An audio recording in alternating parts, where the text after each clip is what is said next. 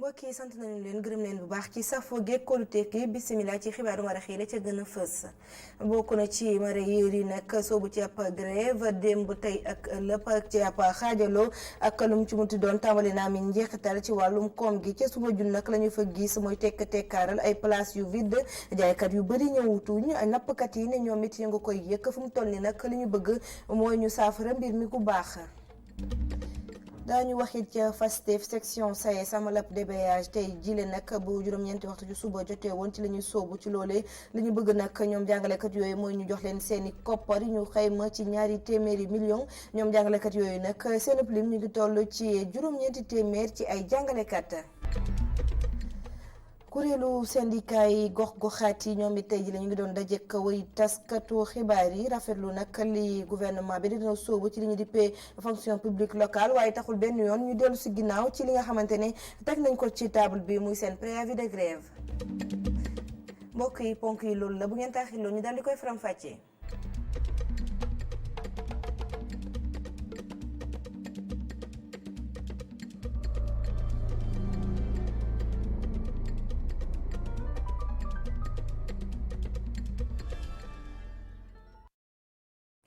mbokk yi asalaamaaleykum xibaar yi dooree kook grève bi nga xamante ne mareyeur yi ñoom ñoo ngi ca soobu ca Soumbédioune nag la ñu fa nemmeeku mooy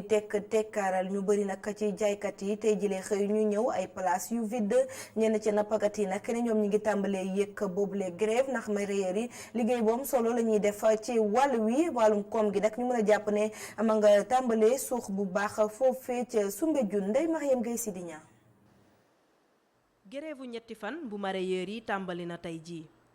daanaka sax tàmbali nañ koo yëg ci marché bi boo ñëwee fii ci quai de pêche bu Soumbédioune ay taabal yu amul dara ak ay jaaykat yoo xam ne daanaka doo leen sax gis moo fi am. ñoom mareyeur yi nag li ñuy ñaawlu mooy njëgu taxi yi nga xamante ni nii dafa cher loolu te nee nañ nag bu ci gouvernement bi àdduwul dinañ continuer banque seeni yoxo. taxi yi rek taxi kaw rek xaw metti rek. transport jën bi rek am na jën boo bëggee transport bëgg a génn jën bi taxi yi ñu teg noonu si camions yi comme frigo yi am yi ñuy entraîné si teg noonu si yab bi ñuy yab poids bi moo xaw bare nga xam nga loolu tamit xaw na xaw métti li ngay liggéey moom tey bu fekkee te yaa ngi sànni si bopp am na loo xam ne doo ko si métti lu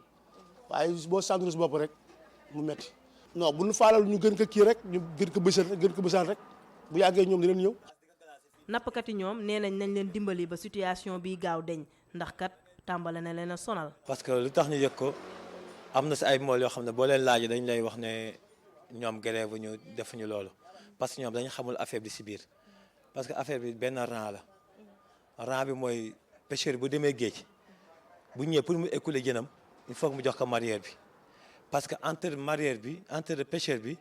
ak ki nga xam ne moom mooy jël di ko exporter muy dem si seen dëkk yi. mareyeur ñoo nekk seen diggante parce que pêcheur bu ñëwee mareyeur bi lay jox mareyeur bi jël ko pour jox ko borom usine mag yi ñoom ñu mën ko yóbbu léegi nag ñooñu nekk si intermédiaire bu ñu grévé léegi yow sa jën boo ñëwee doo am koo ko jox doo xam fooy taxaw day obligé nekk sa loxo après finalement nu muy def jën bi nga xam ne mu ngi war a am valeur nga war ko jaay mu am valeur da nga koy téye ba finalement da nga koy jaay femmes yi nga xam ne da nga koy jënd di ko jaayaat ñi jaay ndawal. bu ñii di mer ña ca des ñoom di bég ndax jaaykat yi ak soxna yi ñoom moom daa mel ni mbir mi da leen a arrangé. jën yaa ngi nii ci kees yi am pagay am nañu fi ay jën ñun grève ñun bokkuñ ci grève tey bokkuñ ci grève ëllëg. ñu wax ci njàng meek njàngale mi ak section Fastef bu SAES ñoom nag suubu ci ab débrayage ci bëccëgu tey bi li ñu bëgg nag ñoom jàngalekat yooyu mooy ñu jox leen seen i koppar yi nga xamante ne xayma nañ ko ci lu tolloog 200 millions ñoom nag seen lim ñu ngi tolloog ci juróom ñeenti téeméer ci ay jàngalekat yuy sàkku seen i koppar ñu ne nag bu ci nguur gi andiwul saafara si daañu gën a fësal seen i yëngu-yëngal ñu déglu ci Ousseynou Thiam secrétaire général ba. mais ñun tey dañoo bëgg wax ne kontaanuñu bu nga xamee ne def nañ suñu liggéey mooy former enseignants yooyu mu nekk un surplus su suñu liggéey bu ñu war a def annuellement sans ñu wax dara ba formation bi jeex ñoom ñu wane woon Mary Teuw Niane ak Omar Anne wane seen ñàkk pas-pas ci formation enseignants yi. alors bu Cheikh Omar Anne ministre Cheikh Omar Anne ñëwee ak nu mu xamee université ak nu muy jàngal si école mel ni suñu école bi dañoo foogoon ne mbiru formation dana régler définitivement parce que lu ko ñor la war a doon. dañoo bëgg aussi xamal ne FASTEF def na formation bi di xaar beneen cohorte ñu ñëw waaye beneen cohorte mënut a ñëw tant que 900 formés yi joxuñ leen seen lijaasa mooy délibéré wuñu ñu bëgg a wax nag ministre bi conséquences yi si mën a ñëw ak ñaanuñ ko yàlla banque loxo yeeg yeneen yi yu si mën a ñëw moom mooy responsable bi. ca Mbour géej la ñuy wutali wax ci njàng mekk njàngali ba tey bi la yoon nag wax ci li ñuy dippee école inclusive di ab daara boo xamante ne ci njëlbeen ba juróom-ñeenti ndongo ñoo fa nekkoon tey jile nag ñu ngi lim lu tollook ñaari téeméer ci ay ndongo ñu nga ko sos ci atum 2006 ak i jafe-jafe tey jile nag am nañu bërëb bu mucc ayib boo xamante ne ndongo ya ña nga fay jàng la nga xamante ne nag mooy particularité maanaam li ko wutaleek yeneen daara yi mooy ñu amee wëy laago maanaam silmaxa yeeg ñeneen ñi ñu mel ak ñëpp la ñu daal di boole ca boobu lépp daara tàggat leen bu baax reportage Aliou Kane. directeur école inclusive Demain Ensemble wax na mbégteem ci gis école bi nga xamante ne ci atum 2010 lañ ko sanc waaye kenn jàppalewu leen mu am ay locaux yu mu moomal boppam yu mucc ayib it teg ci. bu may commencé wax dëgg yàlla juróom-ñeent la ñu woon bu ma doon xëy di dem suma bureau bu ma toogee gars yi dañu may ne tey tu perds ton temps munoo dem defi leneen xam nga ne lii du dox man leen man gëm naa ko dina dox. juróom-ñeenti élèves tey ñoo ngi ci ëpp na tey ñaari téeméeri élèves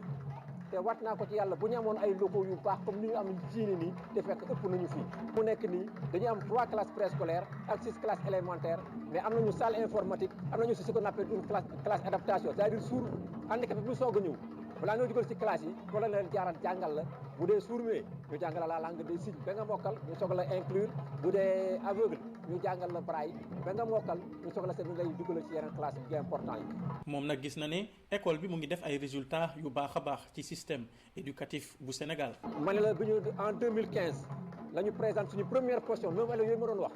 en 2015 la ñu def seen première 2015 2016 ñoom ñëpp am 100%. te ka ca dàqoon a jàng ci département bi xale bu jigéen la du gis te tey jii bu ngeen demoon INEFJA ngeen laaj ko tey mooy seen référence même dans les séminaires dañu koy indi di ko yóbbu di ne xale bi karkar macha allah. cérémonie d'inauguration bi nag bokk na ci ñi ko teewee muy ay autorités yu nekk ci ministère de l'éducation nationale rax ci dolli ay partenaires français ak américains teewoon nañ ak it ay autorités locales. ñu wax ci wàllum yoon ak àtte Barthélémy Dias mi waroon a am tey jii ñu daal di koy dàq ba fukki fan ak ñett ci weeru mai loole nag juge bi nga xamante ne moo yor dossier bi gis ne mbir yi jotagul Barthélémy Dias nag ma nekkoon ca kaso ba moom nanguwul àddu ci mbir mi ñu fàttali ne nag mbir yi ma nga xewoon ci atum 2011 ab congu ca Méréem ñu dippee woon ay nervi bokkoon ci Ndiaga Diouf ma ca ñàkkoon bakkanam taxoon ñu daan ko ñaari ati kaso juróom-benn ya nag la tëdd. parquet bi gisoon ne peine bi moom dafa néewoon loolu moo taxoon ñu dugaloon ab appel ñu wax ci leneen ak xale bu jigéen ba nga xamante ne dañu ko faat fële ca Ziguinchor ay atam nag toll ci ñeenti at moom ba ñu ko rendee kii di directeur bu protection de l'enfance ñoo ko bàyyi Diouf nag ma ngay artu di gën a soññu waajur yi ngir ñu bàyyi xel seeni doom ñu déglu ko ci jokkoo mag Mohamed Kandji. dafa nekk loo xam ne dañ koy naxaru lool ndaxte xale yi defe naa ne dafa nekk mbindeef boo xam ne nekkul ku ñu mun a nekkul koo xam ne dafa nekk en dans kii nekkul koo xam ne tey jii mun nañ ko jiñ dara loo xam ne maanaam lu mu mun a def wala si ñaawteef wala lu mun a yàq wala lu mu mun a lor donc dafa nekk mbindeef boo xam ne dañ ko war a protéger aar ko toppatoo ko moo tax dañu ne jàpp ne waajur du nekk yaay ku njëkk ki nga xam ne tey yaa war a taxaw sa doom balaa nguur gi sax di ñëw di teew wala keneen di ñëw di teew am na ay jëfin yoo xam ne mu ngi xew si biir kër yi si ruqaruqaat si koñ yi te loolu nguur gi mënu ko prévoir xale yi ëpp nañu si juróom-ñaari million xale si biir Sénégal tey jii mënoo xale bu nekk minute bu nekk nga xool si lan la nekk lan lay def ak si lan la jublu mais loolu nag waajur moo si war a jàppale nguur gi njëkk a assurer d'abord sécurité am si biir kër gi si biir néeg bi ci ëtt gi ba pare la nekk si mbedd bi nag nguur gi war a mun si ñoo taxaw tey dañu am benn dispositif boo xam ne wala lu ëpp si ay quartier yoo dem taxaw lañ fa ay comité yoo xam ne ña fa nekk dañuy saytu lépp lu aaju si sàmmante ak yelleef xale ñu koy wax comité locaux de protection de l'enfant am na si village yi am na si quartier yi mu ngi si département yi. nunu ko junjee nag ci ndorteelu xibaar yi kuréel gi ëmb syndicat gox-goxaat yi ñoo doon dajeek way taskatu xibaar yi ñoom nag ña ngay rafetlu engagement bi nga xamante ne nguurub Sénégal jël na ko ci ngir ñu dugg ci li ñu dippee fonction publique locale waaye taxul benn yoon ñu daal di deltu ginnaaw ci li nga xamante ne tegoon nañ ko ci kaw table bi di ab préavis de grève ñu déglu ci Sidia Ndiaye moom nag mooy njiital intersyndicat ba. plan d'action bu ñu déposé woon. dañu ne woon bu nguur gi génnewulee décret bi nga xamante ne mooy décret d'application bu complété loi 71 loi 2011 fonction publique bi dañuy dem mouvement te pare woon nañu pour loolu parce que def nañu tournée li nga waxoon tournée yi nga ñuy waxoon Tëngéej def nañ ko def nañu Pikine def nañu Guédiawaye war a def Dakar aussi mais yàlla dafa def bi ñu déclenché bi ñu déposé préavis bi le 21 novembre yàlla dafa def comme préavis boo ko déposé da ngay toog weer balaa ngay dem grève yàlla dafa def ministère bi daal di woote ndaje woote bi nag am na lu mu jur mooy ñu tenir conseil supérieur de la fonction publique bi nga xam ne moom ministre moo ko jiite. intersyndical nee na pour le moment comme mënagul loolu yenul maanaam sax mënagul dem mouvement d'humeur maanaam grève générale bi mais préavis bi 6 mois lay durer.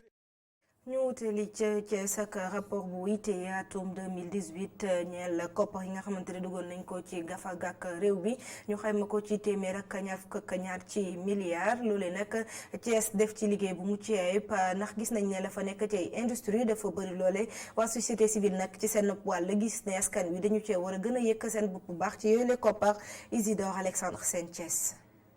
ci rapport 2018 bu ITIE lu toll ci téeméer ak ñaar fukk ak ñaari milliards ci francs CFA moo tukkee ci industrie extractive yi mu dugg ci gafaka réew mi. ci 2018 122 milliards entreprises yi jox nañ ko état mu dugal ko ci budget soo leen demoon assemblée nationale tey ñuy wax fan la xaalis bi jógee entreprise extractive yi am na liñ ci dugal waaye pour ñun. doyagul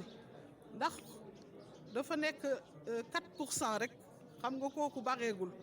ñuy ñaan nag yëf yi di gën a yokku. am na leneen li nga xam ne lu bees la de te loolu la faaw rek ñu gën koo xamale ak askan wi ngir ñoom ñu gën a gis seen bopp ci koppar bi nga xam ne de mu ngi génnee ci yooyu la usine waa société civile loolu la ñu bëgg. soo naan croissance 122 milliards alors que ka nekk Daara Khoudoss ka nekk Ngoundiane ka nekk Kayar ka nekk Pout ka nekk fane Pédougou yëgu ci dundam soppeeku moom danaan lii jariñul dara alors que mbir yaa ngi bougé. ki jiite ITIE jàpp na ne sax koppar bi nga xam ne de mu ngi génnee ci yooyu la usine ñii di gox-goxaan yi daañ ci am seen i bénéfice. ci constitution wu Sénégal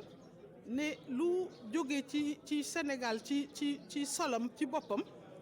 ñëpp ko bokk population bi yëpp ko moom kon loolu moo ñu yëkkati ci ITIE ànd ak ñëpp nag bàyyiwuñu kenn bëgg nañ ñëpp xam li xew te suñ ko xamee loolu day tax itam yu bare dootul amati fii ci Sénégal. Thiès nag moom koppar bi ñu ne bare na presque suñ ko xaajee ñaar moom la Thiès indi. fii ci Sénégal Thiès mooy région bi nga xam ne de li fi nekk ci industrie extractive nekkul fenn ci rapport 2018 bu ITIE nee nañu yooyu la usine nekk fii ci région bu Thiès de génne nañu lu mat juróom fukk ak juróom-ñeenti milliards ci francs CFA loolu yëpp tukkee ci atelier régional bi nga xam ne de dañoo doon wonale ak askan wi lan mooy njëriñu industrie extractive fii ci réew mi. ca Mbour it ña nga doon xool tolluwaay lii di Promoville ñu xool nag ci diiru ñetti at lu tollook juróom ñaar fukk ak juróomi kilomètre daal nañ koy defar ci tali fu mu toll nii nag téeméer ak juróom benn fukki kilomètre ña nga ca yoon ba maanaam mu nekk ay yoon woo xamante ne ñu ngi koy defar ci gox yeeg gox-goxaat yi ñu doon tàggat nag ñi nga xamante ne ñoo nekk ci fànn wi ak ci lii di Promoville gën a xool jubluwaay yi ñu déglu ci Astou Joxane Sow moom mooy coordonné boobu le programme àdduna ci micro Aliou Kane. waaw programme bi ba mu commencé ba tey actuellement am nañ 175 kilomètres ay tali yoo xamante ne réalisé nañ ko ba pare yoo ànd ak éclairage public ak assainissement eau pluviale parce que programme bi ci assainissement defar ay yoonu ndox yoo xamante ne nii dina tax inondation yi bàyyi population yi lay liggéey également am na 160 kilomètres de voirie yoo xamante ne nii ñi ngi actuellement en cours d'exécution et am na partenaires yu bëri ñu accompagner ci programme bi au-delà de l'État du Sénégal Banque africaine de développement participé na ci programme bi Banque islamique de développement participé na ci programme bi am na yeneen bailleurs yoo xamante ni aussi État du Sénégal mi ngi waxtaan ak ñoom pour ñu mën a ñëw accompagner ñu pour que ñu mën intervenir ci collectivités territoriales yi nekk Sénégal yëpp te nga xam ne ay centres urbains la. tàggat yaram CAN 2021 ba wala amee ca Cameroun ñu jàppoon ko nag ci weeru juin ak juillet mbir yi nag daal nañ koy andi ba juróom-ñaari fan ci weeru janvier jàpp juróom-benn fan ci weeru février atum 2021 la ko waral nag mooy date ba ñu njëkkoon a jàpp dafay tombeek li ñuy dippee nawet.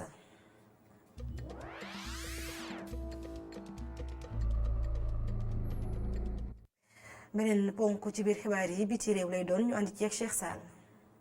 sa république démocratique du Congo bu ay parparloom waxee ne moom Félix Tshisekedi defoon na déclaration de patrimoine avant muy dem si yooyu la élection ñi nga xam ne ñooy parti de la lutte pour le changement ñoom am nañ ci xel ñaar di wax naan nañu dëggal yooyu la kàddu nag jaaree ko si communication officielle boo xamante ni bii dina dëggu. buñ sukkandikoo si ñi ko jege moom Félix Tshisekedi ñaar fukki fan ak ñeenti weeru janvier laataa ñu koy tabb njiitu réew mi def na li ñuy wax déclaration de patrimoine maanaam ñaar fukki fan ak ñaar ci weeru février. noonu it la ki nga xam te ni bi moom la fa wuutu seen bopp réew ma di Joseph Kabila daal di def buñ sukkandikoo si ay jege ñaale moom it naan fanweeri fan laata ak nguuram di jeex la def déclaration boobu le patrimoine muy mel ni nag jiixi jaaxa am na si ñoom ñaar ñëpp muy Tshisekedi ak Kabila ku si nekk si wàllum déclaration de patrimoine daa mel ni nga ko defee da nga koo ngunumtoo.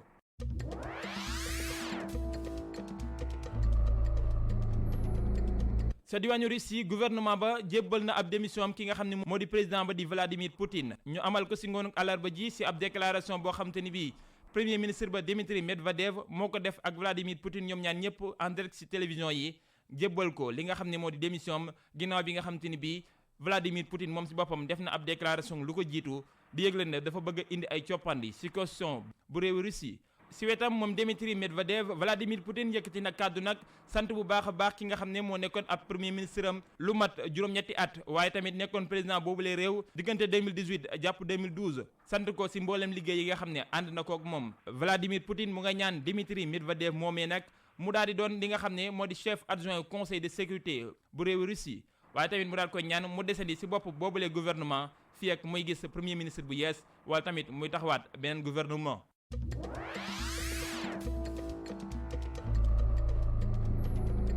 jamono ji soldats américains yi ñu ngi ci danger ëllëg soldats européens yi it mën nañoo nekk ci danger yooyu les kàddu le président bu Iran Hassan Rouhani daal di artoo ñi nga xam te ni bi ñoo di waa Europe ginnaaw bi nga xam ne jëm nañ ci déclenchement wu li nga xam te ni bi moo jëm ci wàllum nucléaire muy mel ni nag xët-xëtloo doorati na ci wàllum diplomatie diggante Iran ak réewu Europe yi ginnaaw bi nga xam te ni bi ñu ngay lëjmën bu baax a baax yëfi nucléaire yi nga xam ne moom la Iran di doxee.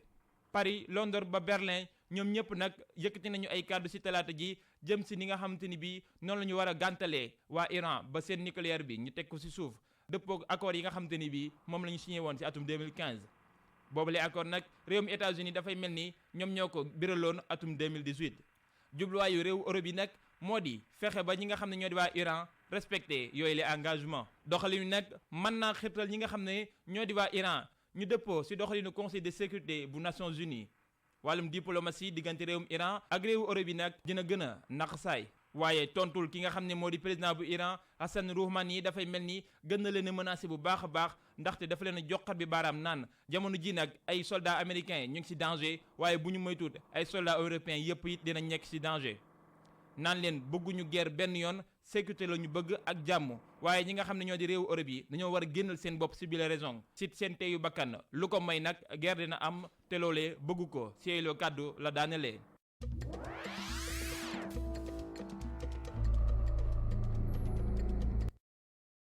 mi ngi ak mbokki xibaar maraxi fii lay daal di buuree 19h45 Assane Gueye ñëw andi leen xibaar yi ci kàllaamay nasaraan 20h30 seen émission kennu askan wi ñu fas yéene waxtaanee grève mareyeur yi napp geek jën yi jaajëfal leen bu baax ci teewlu bi sant leen bu baax it gërëm leen jërë ngeen jëf.